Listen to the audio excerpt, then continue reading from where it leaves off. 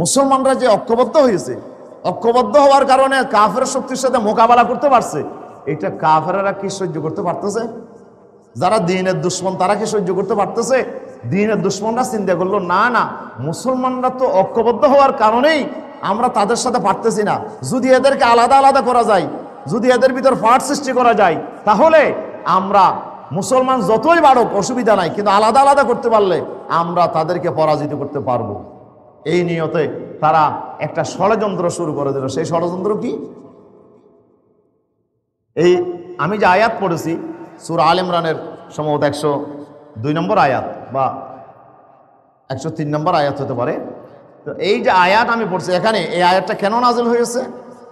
তাফসিরে কাশফের মধ্যে একটা শানে নুজুল আসছে যে ইহুদিদের একজন বড় কবি ছিল, তার নাম ছিল শাস বিন কাইস। সেই ইহুদি লোকটা, ইহুদিরা তো ইসলামের চরম দুশ্মন, মুসলমানদের চরম দুশ্মন, এবং মদিনার মধ্যে 3টা ইহুদি গোত্র ছিল। রাসূলুল্লাহ তাদের সাথে মদিনার সনদ করে চুক্তি করেছিলেন, কিন্তু একে একে সব চুক্তি তারা কি করেছে? লঙ্ঘন করেছে। যার কারণে রাসূল সাল্লাল্লাহু আলাইহি ওয়াসাল্লাম পরবর্তীতে তাদেরকে মদিনা থেকে বের করে দিয়েছে, নির্বাসিত করে দিয়েছে। এই শাস বিন কাইস ইহুদি কবিতা, সে দেখলো যে একজন ঔসের মুসলমান আর একজন হজরত গোত্রের মুসলমান, দুজন বসে কি মধুর আলাপ করতেছে, কি ধরনের বন্ধুত্ব তাদের ভিতরে।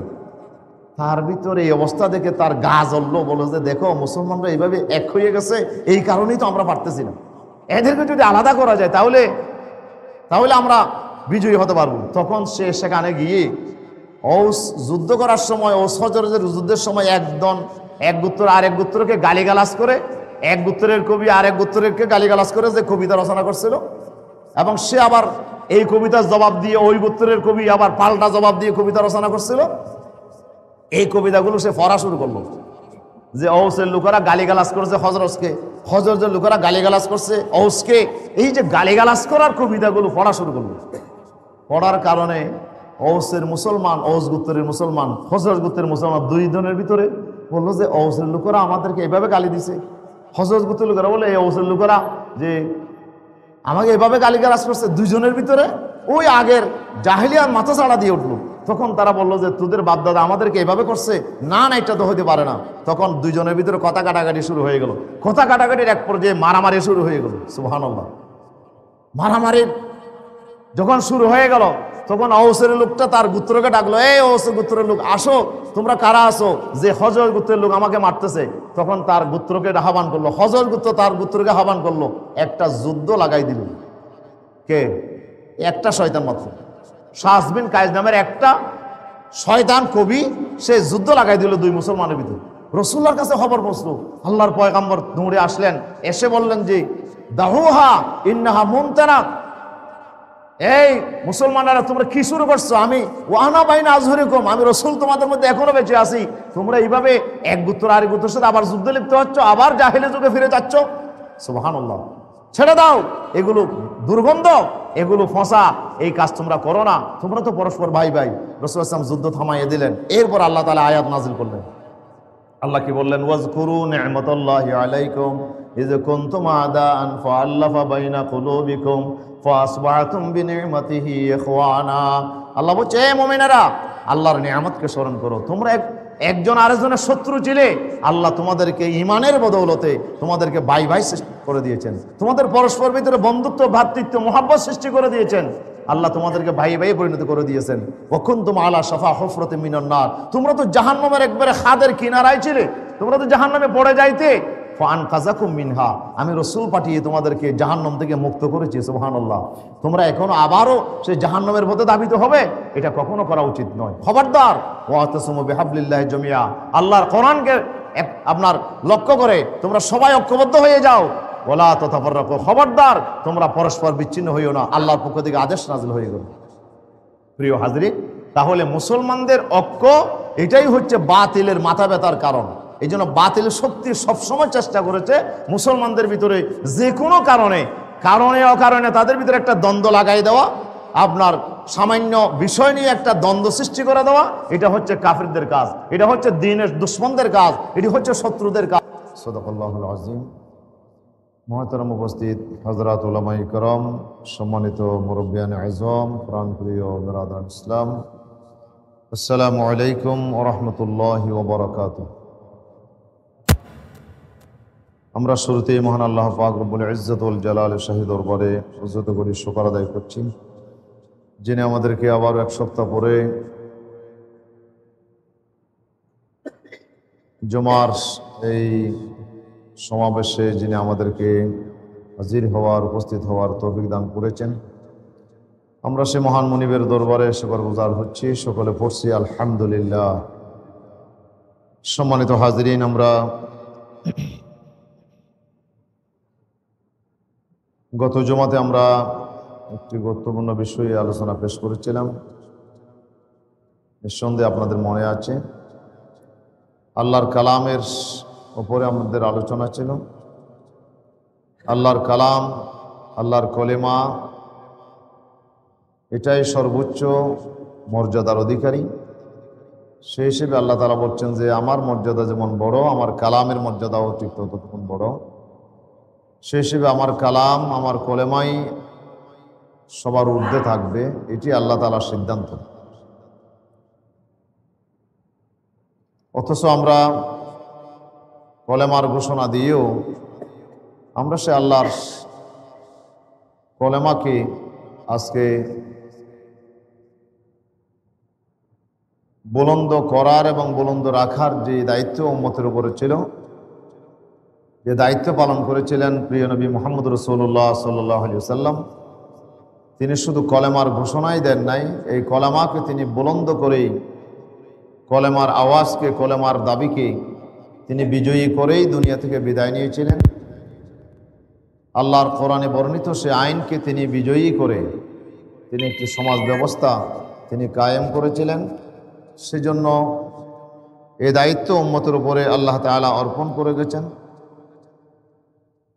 তো আজকে আমরা এমন এক সময়ে আমরা অবস্থান করছি যখন কোটি কোটি মুসলিম উম্মাহ পৃথিবীতে বিদ্যমান, কিন্তু আল্লাহর কলেমা আজকে পরাজিত অবস্থায় আছে। আল্লাহর কলেমার উপরে ইহুদি খ্রিস্টানদের রচিত সেই নীতি বিধান, তাদের রচিত আইন পদ্ধতি, এগুলোই আজকে সমাজে বিজয়ী অবস্থানে আছে। সেজন্য মুসলিম উম্মাহকে আজকে তাদের সেই মহান দায়িত্বের কথা স্মরণ করতে হবে। এই দায়িত্ব যদি আমরা পালন করতে পারি, আল্লাহ তাআলা ওয়াদা করেছেন ইন তানসুরুল্লাহ ইয়ানসুরুকুম ওয়া ইউসাব্বিত আকদামাকুম।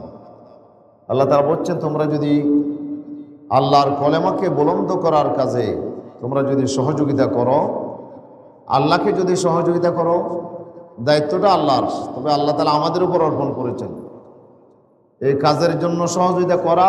আল্লাহ তাআলা নিজেই বলছেন যে তারা, আমি আল্লাহকেই যেন সাহায্য করছি, তাদের মর্যাদা হবে আনসারুল্লাহ। আনসারুল্লাহ মানে আল্লাহ তাআলার সাহায্যকারী। তারা শুধু আউলিয়াউল্লাহ নয়, তারা শুধু আল্লাহর বন্ধু নয়, তারা আল্লাহর সাহায্যকারী। আল্লাহ তাআলা বান্দাকে তার সাহায্যকারীর মর্যাদা দেবেন। এটি চারটিখানি কথা নয়। আল্লাহ কি সাহায্যের প্রয়োজন আছে? আল্লাহ তো আমাদের সাহায্যের মুহাফিকি নয়, কিন্তু তারপরেও আল্লাহর দ্বীনকে যারা জমিনে বিজয়ী করার জন্য কাজ করে, আল্লাহ তাদেরকে আনসারুল্লাহর মর্যাদা দেবেন।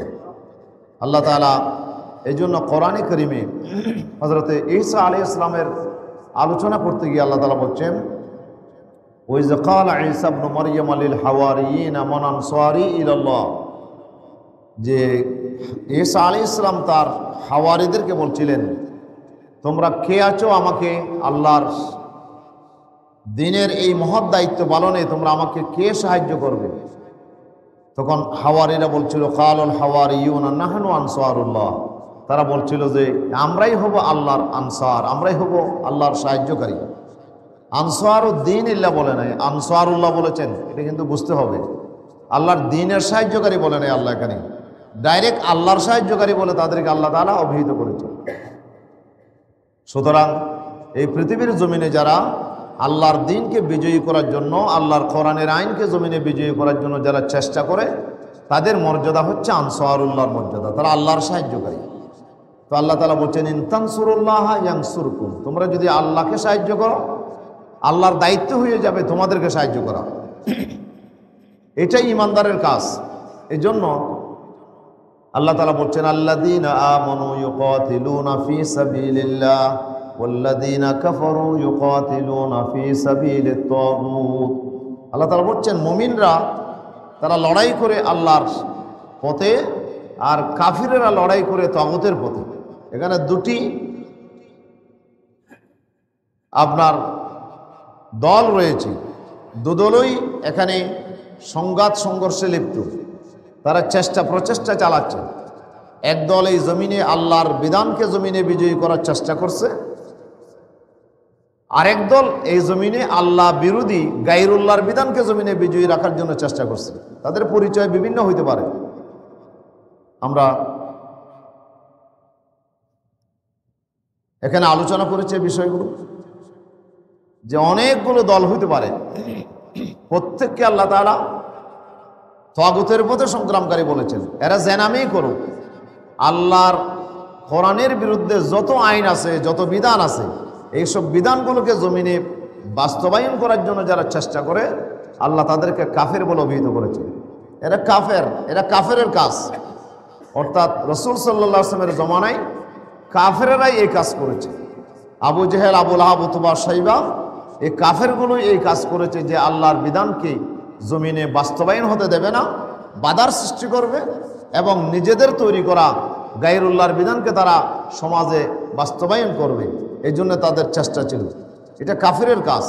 কিন্তু এখন আমাদের সমাজে এসে এখন কাফেরেরা তো এই কাজ করতেছে, মুসলমানদের ভিতরে একটা দল আল্লাহর জমিনে আল্লাহর দিন যেন কায়েম হতে না পারে, আল্লাহর বিধান যেন সমাজে বাস্তবায়ন হতে না পারে, সেই জন্যে এবং আল্লাহ বিরোধী আইনকে সমাজে বাস্তবায়ন করার জন্য তারা আন্দোলন সংগ্রামে লিপ্ত। এই জন্য আল্লাহ তাআলা বলছেন যে এটা কাফিরের কাজ। মান তারাকা সলাতান মুতাআম্মিদান ফাকাদ কাফারা, যে ইচ্ছা করে নামাজ ছেড়ে দিল, রাসূলুল্লাহ বলছে সে কাফের হয়ে গেছে। কাফের হয়ে যাওয়ার অর্থ হচ্ছে কাফিরেরা যেমন নামাজ পড়ে না, এই লোকটা মুসলমান হওয়ার পরও নামাজ পড়লো না, তাহলে সেও কাফেরের মতো কাজ করলো, কাফেরের মতো সে কাজে লিপ্ত হলো, সে কুফরির একেবারে কাছাকাছি চলে গেল। সেজন্য আল্লাহ তাআলা বলছেন ওয়ামাল্লাম ইয়াহকুম বিমা আনজালাল্লাহ ফাউলাইকা হুমুল কাফিরুন ওয়ামাল্লাম ইয়াহকুম বিমা আনজালাল্লাহ ফাউলাইকা হুমুজ জালিমুন ওয়ামাল্লাম ইয়াহকুম বিমা আনজালাল্লাহ ফাউলাইকা হুমুল ফাসিকুন। আল্লাহ তাআলা সূরা মায়েদাতে আল্লাহ তাআলা একই বক্তব্য পেশ করেছেন। আল্লাহর বিধান অনুযায়ী যারা ফায়সালা করে না, নিজেদের রচিত বা অন্যের রচিত গায়রুল্লাহর তৈরি করা আইন দিয়ে যারা ফায়সালা করে, আল্লাহর বিধান দিয়ে যারা ফায়সালা করলো না, আল্লাহ বলছে তারা কাফের। এরপর আরেক আয়াতে বললেন তারা জালেম, এরপর আরেক আয়াতে বললো তারা ফাসিক। একই ব্যক্তিকে আল্লাহ তাআলা ফাসিকও বলেছেন, জালেমও বলেছেন, কাফেরও বলেছেন। অর্থাৎ আল্লাহর বিধান ছাড়া অন্য বিধান অনুযায়ী ফায়সালা করাকে কেউ যদি বৈধ মনে করে, আল্লাহর বিধানকে যদি কেউ অচল মনে করে, যে আল্লাহর বিধান দিয়ে সমাজ চলবে না, যে আমাদের তৈরি করা বা ব্রিটিশ ল দিয়ে বা আন্তর্জাতিক ল দিয়ে দুনিয়া চলতে হবে, জাতিসংঘের আইন দিয়ে চলতে হবে, মানুষের রচিত আইন দিয়ে চলতে হবে, যারা এই ধরনের কথা মনে করে, আল্লাহর বিধানকে অচল মনে করে, আল্লাহ তাদেরকে কাফের বলছেন। এরা কাফের হয়ে যাবে, সরাসরি কাফের। আরেক দল আল্লাহর বিধানকে অচল মনে করে না, কিন্তু তারপরও সে আল্লাহর বিধানকে অস্বীকার করে নাই, আল্লাহর বিধানকে প্রয়োজন মনে করে, কিন্তু তারপরও সে আল্লাহর বিধানকে বাদ দিয়ে অন্যের বিধান অনুযায়ী সে চালাতে চায়। আল্লাহ তাআলা তাকে জালেম বলেছেন। এরপরে সে ফাসিক, সে বিদ্রোহী, সে আল্লাহর আইনের বিরুদ্ধে বিদ্রোহকারী হিসাবে আল্লাহ তাআলা তাকে চিহ্নিত করেছে। প্রিয় উপস্থিতি, এর বাইরে যাওয়ার আর সুযোগ নেই। যারা আল্লাহর বিধানের বাইরে গিয়ে অন্য বিধানকে সমাজে জারি করার জন্য চেষ্টা করবে, তাদের পরিচয় হবে আল্লাহর কাছে হয় ফাসিক, নয় জালেম, নয় তারা কাফের সুস্পষ্ট। এর বাইরে আর কোনো সুযোগ নেই। সুতরাং কোনো ইমানদার যদি স্বার্থের কারণে বা দুনিয়াবি কোনো লোভে পড়ে যদি সে এই কাজে লিপ্ত হয়ে যায়, আল্লাহ বিরোধী আইনের পক্ষে সে যদি চলে যায়, তাহলে সে সরাসরি ফাসিক হয়ে যাবে। ফাসিক কে? যে কবিরা গুনাহে লিপ্ত, তাকে বলা হয় শরীয়তে ফাসিক। তাহলে সে একটা মস্ত বড় একটি কবিরা গুনাহে সে লিপ্ত হয়েছে। আল্লাহর আইনকে সমাজে বাস্তবায়ন করার এই দায়িত্ব তো সে পালন করছেই না, উল্টো সে আল্লাহ বিরোধী আইন দিয়ে সমাজ চালানোর সিদ্ধান্ত নিয়েছে, এই জন্য আল্লাহর দৃষ্টিতে সে মস্ত বড় অপরাধী, সে কবিরা গুনার মুর্তাকিব, সে ফাসিক। এরপরে আল্লাহর আইনের বিরুদ্ধে এবং মানুষের তৈরি করা আইনের পক্ষে যে জোরালো অবস্থান নেবে, যে এখানে মুখ্য ভূমিকা পালন করবে, আল্লাহর দৃষ্টিতে সে জালেম হয়ে যাবে, সে বড় জালেম। এবং এই জালেমের ঠিকানা হবে, আল্লাহ তাআলা জালিমদেরকে আল্লাহ পছন্দ করেন না। ওয়ালা তারকানু ইলাল্লাযিনা যালামু ফাতামাসসাকুমুন নার। আল্লাহ বলছে খবরদার, তোমরা জালিম তো হবেই না, জালিমের সহযোগীও হবে না। যদি তোমরা হয়ে যাও ফাতামাসসাকুমুন নার, জালিমকে তো অবশ্যই জাহান্নামের আগুন স্পর্শ করবে। তোমরা যারা সহযোগী হবে তোমাদেরও কি পরিণতি হবে, জাহান্নামের আগুন তোমাদেরকে স্পর্শ করবে। এই জন্য আল্লাহর বিধানকে বিজয়ী করার এক মহৎ দায়িত্ব আল্লাহ তাআলা উম্মার উপর অর্পণ করেছেন। এই দায়িত্ব পালন করার ক্ষেত্রে আজকে মুসলিম উম্মাহ আজকে অমনোযোগিতার পরিচয় দিচ্ছে। আজকে আল্লাহর বিধান সমাজে এক পাশে রেখে দিয়ে শত শত বছর ধরে তারা আল্লাহ বিরোধী আইন দিয়ে তারা সমাজ রাষ্ট্র পরিচালিত হচ্ছে। এরপরও কোনো মুসলমানের মনের ভিতর কোনো মাথা ব্যথা নাই, মুসলমানের কোনো চিন্তা পেরেশানিও নাই যে আল্লাহর বিধানটা তো জারি করা দরকার। কোরআনে আমি পড়তেছি আস-সারিকু ওয়াস-সারিকাতু ফাকতু আইদিহুমা, যে সুর পুরুষ হোক আর নারী হোক চুরি করলেই তার হাত কেটে দাও। আমি খুব অজু কালাম বানাইয়া মাথায় টুপি দিয়া খুব সোয়াবের নিয়তে বরকতের নিয়তে আমি কোরআন শরীফ পড়তেছি, বছরের পর বছর কিন্তু কোরআনের খতম করতেছি। আয-যানিতু ওয়াজ-যানি ফাজলিদু কুল্লা ওয়াহিদিন মিনহুমা মিয়াতা জলদা। জানাকার পুরুষ আর মহিলা সে যদি ব্যভিচারে লিপ্ত হয় তাকে 100 বেত মারো। আল্লাহর কোরআন আমি পড়তেছি বরকতের জন্য, কিন্তু কতদিন পড়বেন? সমাজে কি তার কোনো বাস্তবায়ন আছে? আজকে যদি সমাজে এটা বাস্তবায়ন থাকতো, আমাদের সমাজে এত বড় বড় মহাসুরের আবির্ভাব হতো না। হাজার হাজার কোটি টাকা ব্যাংক লুটপাট করে, শেয়ার বাজার লুটপাট করে, আপনার রিজার্ভকে চুরি করে বাংলাদেশের আজকে কোটি কোটি মানুষকে আজকে সর্বশান্ত করতো না। আজকে এত বড় বড় মহাচোরের আবির্ভাব হয়েছে আল্লাহর বিধানটা সমাজে চালু না থাকার কারণে। প্রিয় উপস্থিতি, এই যে বিধানগুলো আমরা পড়তেছি আর পড়তেছি, কিন্তু তার কোনো বাস্তবায়ন নাই, কিন্তু প্যারেশানিও নাই যে আল্লাহর বিধানটা চালু হওয়া দরকার। আল্লাহ বলছে ওয়াতুজ যাকাত, যাকাত দাও।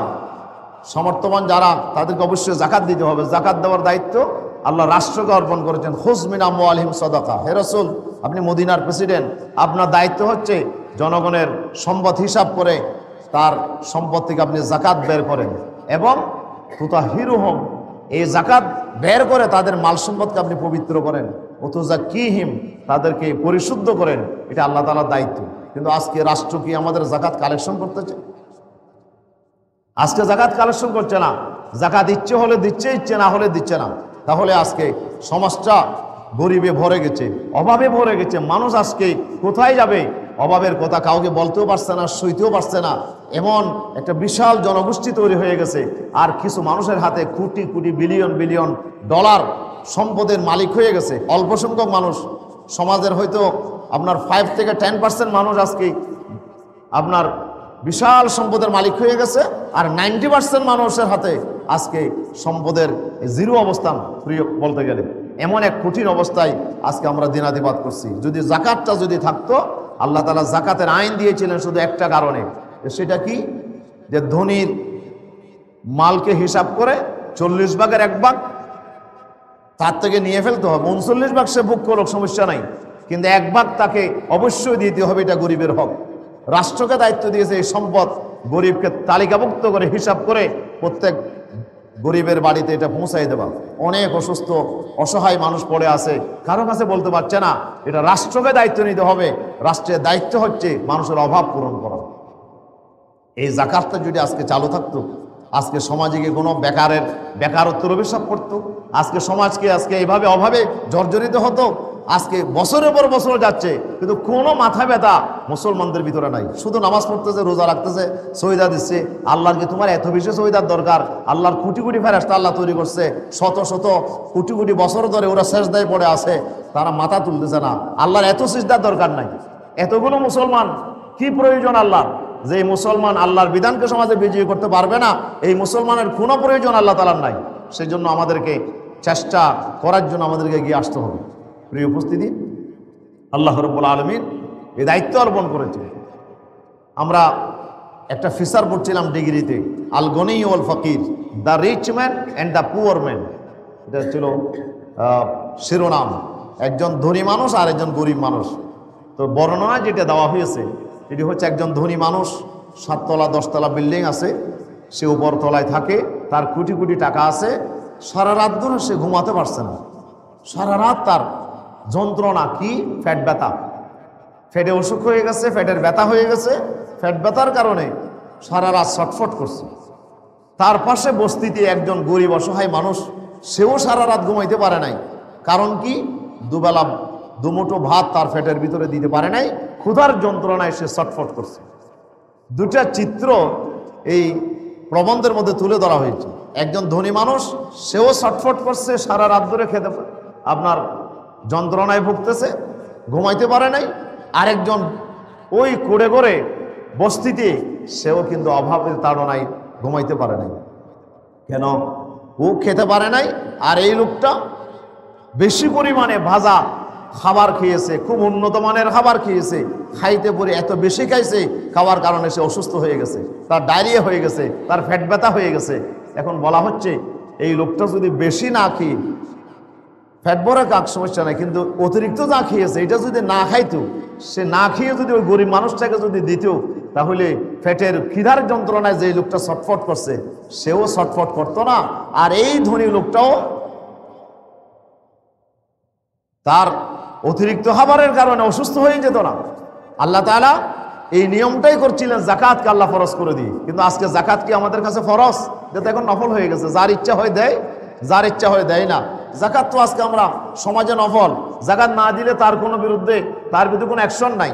কিন্তু আমাদের দেশে ট্যাক্স দেওয়া ফরজ, যে ট্যাক্স না দিলে সরকার আপনার বিরুদ্ধে মামলা করবে, কর ফাঁকির মামলা করবে, আপনাকে আপনার জিনিসপত্র করবে, আপনাকে কর দিতে হবে। করটা ফরজ, আর জাকাতটা এখন নফল হয়ে গেছে। অথচ জাকাত করছিলেন আল্লাহ ফরজ। এই জাকাতের টাকা দিয়ে গরিব অসহায় মানুষের অভাব দূর করা হবে, এটা রাষ্ট্রকে আল্লাহ দায়িত্ব দিয়েছেন। আল্লাহ বলছেন, আল্লাযীনা ইম্মাক্কান্নাহুম ফিল আরদি আকামুস সালাহ ওয়া আতাউয যাকাহ ওয়া আমারু বিল মা'রুফি ওয়া নাহাউ আনিল মুনকার ওয়ালিল্লাহি আকিবাতুল উমুর। সূরাতুল হজের 41 নম্বর আয়াত। আল্লাহ বলছেন, যাদেরকে আমি পৃথিবীতে রাষ্ট্র ক্ষমতা দিই, আল্লাযীনা ইম্মাক্কান্নাহুম ফিল আরদি, ইমানদাররা তারাই, তাদেরকে যদি আমি রাষ্ট্র ক্ষমতা দিই, জমিনের মধ্যে তারা 4টি কাজ করবে। 1 নম্বর কাজ হচ্ছে আকামুস সালাত, তারা নামাজ কায়েম করবে। তাহলে নামাজ এতদিন কায়েম হয় নাই, যদি নামাজ কায়েম হয়ে যাইতো এই দায়িত্ব রাষ্ট্রকে দিত না। রাষ্ট্রীয় ক্ষমতা ছাড়া নামাজ কায়েম করা যায় না। আমাদের দেশে নামাজ যে আমরা পড়তেছি এটা কায়েম হয় না এখনো, কিন্তু আল্লাহ অর্ডার দিয়েছেন আকিমুস সালাত, নামাজ কি করো, সল্লু, এই কথা আল্লাহ বলে নাই, তোমরা নামাজ পড়ো এই কথা আল্লাহ বলে নাই। আল্লাহ বলছে আকিমুস সালাত, নামাজ কায়েম করো। প্রত্যেকটা জায়গায় আল্লাহ নামাজ কায়েমের কথা বলছে। আকিমিস সালাত লিদুলুকিশ শামসি উতুলু মা উহিয়া ইলাইকা মিনাল কিতাব ওয়া আকিমিস সালাত ইন্নাস সালাতা তানহা আনিল ফাহশাই ওয়াল মুনকার। কোরআন শরীফ আপনি যেখানেই পাবেন সেখানে শুধু আল্লাহ বলছেন আকিমুস সালাত, নামাজ কি করো, কায়েম করো। তো নামাজ কেমনে কায়েম হবে? আল্লাহ বলছেন রাষ্ট্র ক্ষমতায় যারা যাবে তাদের অন্যতম দায়িত্ব হচ্ছে নামাজ কায়েম করো। তাহলে রাষ্ট্র ক্ষমতায় যাওয়া ছাড়া নামাজ পরিপূর্ণভাবে কি হবে না, কায়েম হবে না। আমরা নামাজ পড়তে পারবো, কিন্তু নামাজ কায়েম হয় নাই। নামাজ কায়েম হওয়া বলতে কি বোঝায়? নামাজ কায়েম হওয়ার জন্য 5টা শর্ত আছে। 5টা শর্ত পূরণ করলেই আপনার নামাজটা কায়েম হবে। 1 নাম্বার, নামাজটা কায়েম হওয়ার জন্য আপনাকে ওয়াক্তের ভিতরে নামাজটা পড়তে হবে। 2 নাম্বার, নামাজটা আপনি জামাতবদ্ধভাবে পড়তে হবে। 3 নাম্বার, নামাজটা ফরজ, ওয়াজিব, সুন্নত, মুস্তাহাব যতগুলো শরীয়তের বিধান আছে এগুলো আদায় করেই নামাজটা পড়তে হবে। 4 নাম্বার, নামাজটা পড়ার সময় খুশু খুজু থাকতে হবে, আল্লাহর ভয় নিয়ে, আল্লাহকে হাজরে নাজরে জেনে আপনাকে নামাজটা পড়তে হবে। তাহলে এই 4টা আমাদের ব্যক্তি পর্যন্ত সীমাবদ্ধ। এই 4টা আমি ওয়াক্তের ভিতরে পড়লাম, তারপরে নামাজটা খুশু খুজু নিয়ে পড়লাম, নামাজটা আপনার এখানে আমি ফরজ ওয়াজিব আদায় করে বললাম। এই 3টা আমার একা। আরেকটা হচ্ছে জামাতবদ্ধভাবে পড়া। নামাজ একা পড়া যাবে না, নামাজকে সবাই একসাথে মিলেই নামাজ পড়তে হবে। আচ্ছা, এটাও কিছু না কিছু জামাত আমাদের সমাজে হচ্ছে, কিন্তু 5 নম্বর আরেকটা শর্ত একামত সালাতের জন্য, সেটা কি? তোমার অধীনে যত আছে, যত মুসলমান আছে সবাইকে নামাজি বানাইতে হবে, সবাইকে নামাজ পড়ার ব্যবস্থা করতে হবে বাধ্যতামূলক। আপনার বাড়িতে যারা আছে সবাইকে, আপনি একা বললে হবে না নামাজ, আপনার অধীনস্থ যারা আছে স্ত্রী সন্তান সবাইকে নামাজি হতে হবে, নামাজি বানাইতে হবে তোমার ক্ষমতা দিয়ে। পরিবারের প্রধানের দায়িত্ব হচ্ছে পরিবারের সবাইকে নামাজি বানানো, সমাজের যিনি সর্দার তার দায়িত্ব হচ্ছে সমাজের সবাইকে নামাজি বানানো, রাষ্ট্রের যিনি কর্ণধার তার দায়িত্ব হচ্ছে রাষ্ট্রের মধ্যে কেউ যেন নামাজ না পড়ে থাকতে পারে না পারে, সবাইকে নামাজ পড়তে হবে। নামাজ না পড়লে তার শাস্তি আছে। তার বিধান কি? 3 মযহাবের ফতোয়া হচ্ছে নামাজ যদি কেউ না পড়ে তার বিরুদ্ধে যদি অবজেকশন পাওয়া যায় সোজা হত্যা, সোজা কতল করে দেবে। নামাজ না পড়লে কতল। এখন কতলকে আমি করতে পারবো না, রাষ্ট্র করবে। তো রাষ্ট্রীয় ক্ষমতা ছাড়া এই আইনকে বাস্তবায়ন করা যাবে? হানাফি মযহাবের ফতোয়া হচ্ছে কতল করা যাবে না। কেউ যদি ইচ্ছাকৃতভাবে নামাজ না পড়ে তাকে অ্যারেস্ট করা হবে, তাকে জেলখানায় বেঁধে রাখা হবে। যতদিন পর্যন্ত নামাজ পড়ার পাক্কা ওয়াদা করবে না ততদিন পর্যন্ত জেলখানায় সে বন্দী থাকবে। যদি ওয়াদা করে আমি নামাজ পড়বো তাহলে ছেড়ে দেওয়া হবে। এটা হচ্ছে হানাফি মযহাবের ফতোয়া। তাইলে বলেন 4 মযহাবের ফতোয়া, এই যে রাষ্ট্রকে এই দায়িত্ব পালন করতে হবে, এখন কি আমাদের রাষ্ট্রকে সে দায়িত্ব পালন করতেছে? তো রাষ্ট্র দায়িত্ব পালন করার জন্য যতক্ষণ করবে না ততক্ষণ পুরাপুরি নামাজ কায়েম হবে না। তাহলে নামাজও আমাদের দেশে তো কায়েম নাই। এখন নামাজ কায়েম করার জন্য দিন কায়েম করতে হবে, আল্লাহর এই সমাজ ব্যবস্থাকে পাল্টাই দিতে হবে, সমাজের মধ্যে আল্লাহর আইনকে বিজয়ী করতে হবে। নামাজ না পড়া যে অপরাধ এটা সংবিধানে সংযোজন করতে হবে।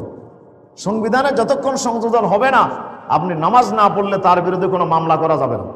এখন কি আপনি থানায় গিয়ে মামলা করতে পারেন? নামাজ চাইলে নামাজ পড়তে দেন, এটাকে একটু জেলে দেন, এই কথা আপনি বললে ওসি সাহেব কি বলবো? আমি খুন দ্বারাই তাকে অ্যারেস্ট করব? যদি আমি বিনা অপরাধে তাকে অ্যারেস্ট করি তাহলে আমার চাকরি নিয়ে টানাটানি হবে, বা যে বাদ দেন আমি এটা করতে পারবো না, তাহলে আমার চাকরি শেষ। তাহলে নামাজ না পড়া অপরাধ নয়, যাকাত না দেওয়া অপরাধ নয়, কিন্তু ইসলামের রাষ্ট্র যদি হয় নামাজ না পড়াটা অপরাধ হয়ে যাবে, যাকাত না দেওয়াটা অপরাধ হয়ে যাবে, পর্দা না করাটা অপরাধ হয়ে যাবে। তাহলে সমাজে আল্লাহর বিধানকে এটা যথাযথ মর্যাদায় এই বিধানগুলো পালিত হবে। সেজন্য দিনকে বিজয়ী করা, রাষ্ট্রের পর্যায়ে আল্লাহর দিনকে আপনার কায়েম করা, যতক্ষণ কায়েম হবে না ততক্ষণ দিন বিজয়ী হবে না। এই দিন বিজয়ী করাটাই হচ্ছে উম্মতের প্রধান দায়িত্ব, 1 নম্বর দায়িত্ব। এইটা পালন করলে সব চলে আসবে, নামাজ রোজা হজ যাকাত জিকির আজকার সব চলে আসবে। এই জন্য রাষ্ট্রকে এর দায়িত্ব নিতে হবে। আল্লাহ তাআলা বলছে রাষ্ট্র ক্ষমতায় যারা যাবে আকামুস সালাত, 1 নম্বর কাজ হচ্ছে তারা নামাজ কায়েম করবে। 2 নম্বর কি? ওয়া আতাউজ যাকাত, তারা যাকাত আদায় করবে। রাষ্ট্রের দায়িত্ব হচ্ছে যাকাত কালেকশন করা। প্রত্যেকটা ধনীকে হিসাব করে, আমাদের বাংলাদেশে হিসাব করে দেখা গেছে 2.5 কোটি মানুষ যাকাত দেওয়ার উপযুক্ত, মানে তাদের মালের মধ্যে যাকাত আসবে 2.5 কোটি মানুষ।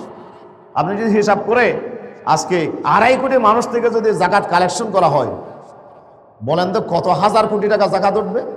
আর এই সব টাকাগুলো যদি গরিবদেরকে বন্টন করে দেওয়া হয়, বাংলাদেশে কি গরিব থাকবে? 5 বছরের মাথায় গোটা বাংলাদেশের চেহারা পরিবর্তন হয়ে যাবে। কিন্তু এই কাজটা আজকে করতে দিচ্ছে না।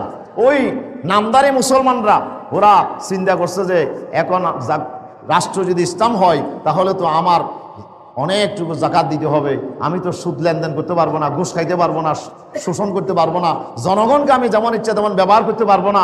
এই জন্য 1 শ্রেণীর মুসলমান দাবিদার, ওরা নিজেকে মুসলমান মনে করে কিন্তু আবার আল্লাহর দ্বীনের বিরোধিতা করে, কোরআনের বিরোধিতা করে, ইসলামের আইন যেন সমাজে কায়েম না হয় জন্য বিরোধিতা করে। তুই কোন জাতের মুসলমান বেটা?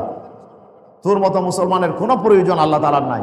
এই জন্য আমাদেরকে মুসলমান হতে হলে আল্লাহর দ্বীনকে মেনে নিতে হবে এবং এই দ্বীনকে বাস্তবায়ন করার জন্য আপনাকে মাঠে ময়দানে জান দিয়ে, মাল দিয়ে, রক্ত দিয়ে, জীবন দিয়ে আপনাকে সাধ্যমতো চেষ্টা করতে হবে।